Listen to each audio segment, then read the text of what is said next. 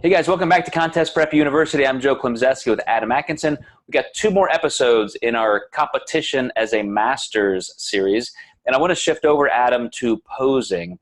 We already talked about what it's like for that first-time competitor, maybe the comeback competitor, and all the classes and divisions. But for maybe just a couple divisions, or even just the difference in the genders and posing. What are differences? Are judges looking for something a little different in the Masters, or what would you say just in general? Yeah, I think especially in bikini, that criteria just has to shift a little bit. When you start getting Masters competitors, a lot of times they're going to have harsher conditioning just because there's less collagen to really make the skin kind of thick, so to speak. So you're going to see girls come in with harder glutes, maybe even more muscle maturity. So I always find Masters bikini can be where a lot of people think, oh, they went really hard at this show and really soft here. Well, it's because when you compare a lot of Masters competitors, they are going to be harder. And I think, posing in a manner that accentuates your physique the best is going to be key. You might see some women who have had kids and maybe showing more of a side pose for their front pose. If they have a little more distension in the stomach, might not be the best front pose for them.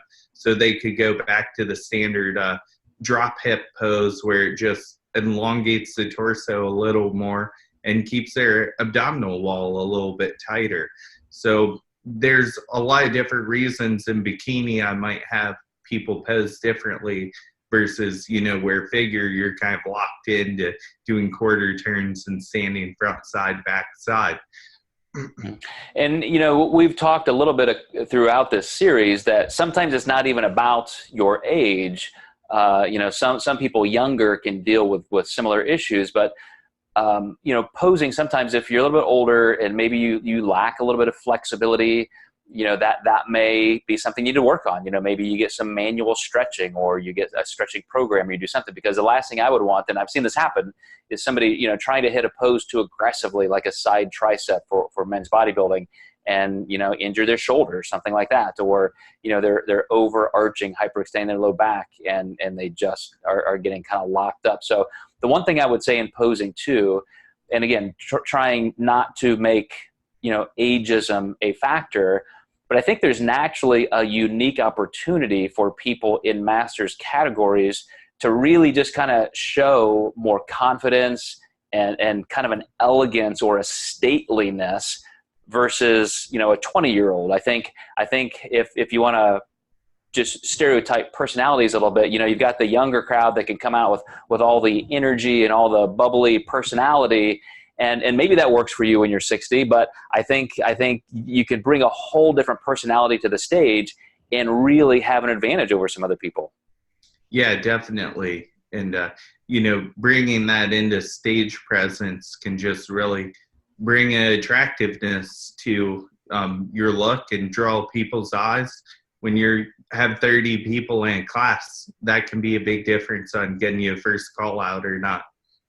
Yeah, and I think this is where we can kind of throw in some more aesthetic information in here.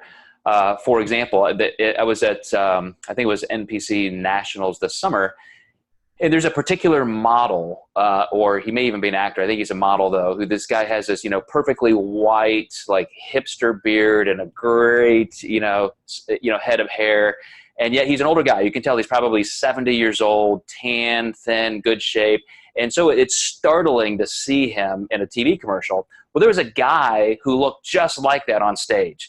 And, when you bring that kind of look with a physique that's incredible, you're at the NPC Masters Nationals, like I said, there's just something that says, whoa, that guy or that girl really stands out because of how they present that. They're almost owning the age. Yeah, I'm a Masters competitor and I'm fucking owning it. Like, nobody could look this good at this age. And I think that's kind of what I'm saying here.